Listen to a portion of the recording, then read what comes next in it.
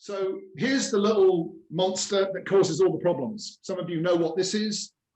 It's the swan curve, or the S curve. And basically what this says, in any economic cycle, in any product cycle, in any project cycle, in a business cycle, is you start something off, there's a bit of turmoil while you work out what to do. You eventually work out what to do, and it feels like you stood still. You feel like you went backwards and then you got forwards. Things start to work really, really well. The economy, the world, the product, your marketing campaign starts to work. Eventually it hits peak performance, and then it starts to drop off. Now, at that point, what do we need to do? And again, if we were live in a room full of people, you'd be shouting out the answers now. I know it's real difficult with Zoom. At this point, you start a new project. And what you do is then paste and copy this curve onto the bottom of this one. And what happens? Down goes the energy again. It gets down to about here, and you think, oh my God, we're worse off than we were before. But the energy goes down, you pick the energy up, and off you go to the next session, and you draw the next curve, and then that is ineffectual, and then the next curve. And that's how businesses build. And interestingly enough, first slide from the EY world, there's their version of the swan curve over the last 50 to 70 years. So they're talking about post-Second World War, what happened to globalization, global industrialization, the technology boom, and then a pandemic has caused us to reset. In other words, something shot the market into a new world. Again, if you want this report, I'll send it to you. It's fascinating. And they're hopefully looking for a better world S-curve. I love that. The first time I saw it, I thought, the better world S-curve. I just love that. So pandemic will talk us to migrate to a new what? And there's a whole bunch of stuff in the report, some of which I'm going to share with you, is what are we going to migrate to? What is going to be the big winners? What's the technological advances that are likely to come in to help us over the next 10, 15, 20 years, depending on your age and your focus? I am definitely focused on the next 10 years. Some of you will be focused on the next 20 to 30. Haven't seen any 19-year-olds on the call today, but you never know. You might even have one as a son or a daughter. So how does that play out in the individual business world? Because markets are driven by individual businesses. Individual businesses go through exactly the same issues as the market and the world. So here's how the S-curve looks in a business. So this is how do small businesses grow. Now, if you're smart, you overlap the S-curve like this, which is you start pre-planning. Any of you that have done our capability analysis know we put a high level of importance on pre-planning. And if you know this is going to happen, then you start pre-planning. This is quite an advanced business that says, oh, it's just stopped working, boys, we better start the next one. Now, the really smart ones, of course, would have started this next one about here. So as they knew this was going to drop off, the next one's dropping off to pick this one up here, and off we go again. Can you all see my cursor on the screen? I want to make sure I'm not. Yeah, perfect. Okay. And then this one you'd have started here. So as that one hits peak, the next one hits bottom. Now, how many businesses think that far ahead in their world? Very few. What most people do is they wait until they're busy before they think about employing the next person. In other words, they wait until here to start doing that. And this therefore joins on here. And that's when you get, we're worse off than we were before. That's when I go into businesses and I hear them say, oh, we were doing really well at 4, but we're struggling at 7. So we're going to go back to 4. Does that make sense?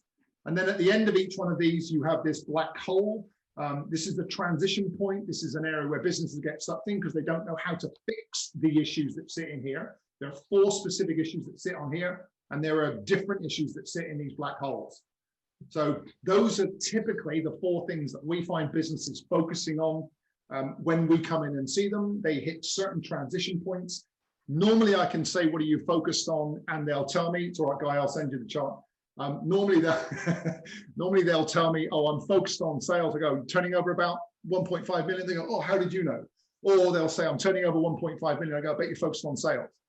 And they're blown away that we know what they are, because over and over again, over 7,000 businesses we've worked with over the last 20 years. I do about 200 projects. I've done about 250 projects, and I've just seen this repeat over and over and over and over again. So what we're looking for is a solution. Let me give you some of the examples. I'm going to get you to go and do a bit of work in a minute, because you've had enough of me talking. Here's a typical run of what happens in the business and what revenues they start to reach before they change focus. So there is a black hole at 80,000. Pre that black hole is what we call the hobbyist business. That is, I make tea cozies for my local tea shop, but I have a full-time job as well. And eventually I get to about 80,000. I go, oh, I'm in a business. I'm doing okay.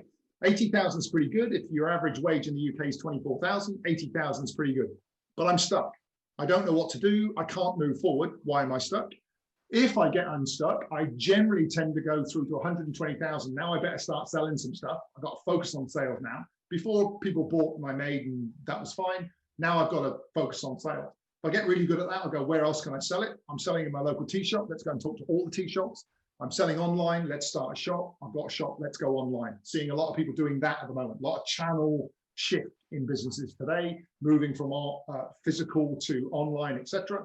Once I've got my channels working, what else can I sell them? So I've got 3 tea shops now. Now I'm going to sell them chocolate and biscuits and takeaway sandwiches. And then finally, oh, this is now a really serious business. I better work out, is my brand okay? I'm going to sign right in the van. And then I get to about 750,000, I get stuck again. Somebody hand up and tell me, what's the 80,000 black hole? What's the problem there?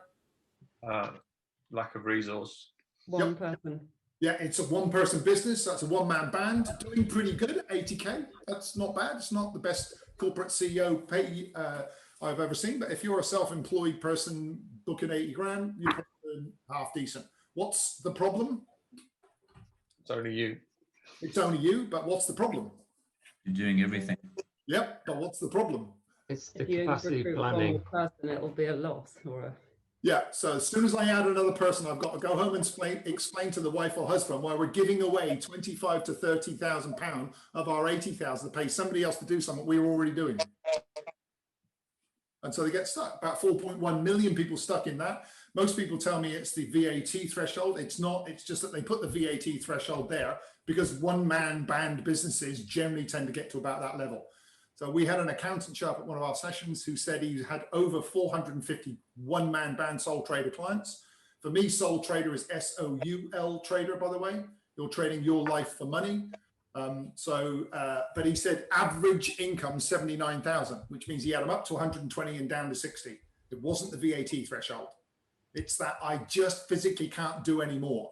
So the guys that sell really top end expensive products get up to 120, 150. I found one-man bands doing 500,000 a year, but that's the average. Absolutely. What's the 750 black hole all about?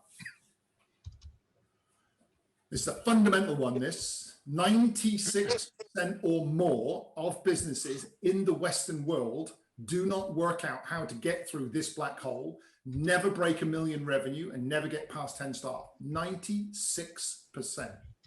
A lot of you are already past it, but you're in a small percentage. So it's a doozy. What's the problem?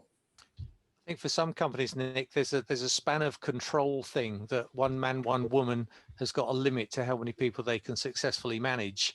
And you're probably there or thereabouts on that number. And it's you've got to put in another layer. That could be a part of it. Is the correct answer. And basically what the management training world says is people can manage, this is good ones, by the way, people can manage 5 people plus or minus 2. So if you've got 7 plus you is 8 and your average turnover is between 80 and 100,000 turnover and there's 8 of you, there's your 750 to 800,000. The moment I get to 9, 10, 11, 12 staff, I start to struggle. Christoph understands that. He's just reached the 12 staff number and he's starting to go, oh, I need to get this going. I can't see where he is. Gives away, Christoph. Can't see you on the screen at the moment.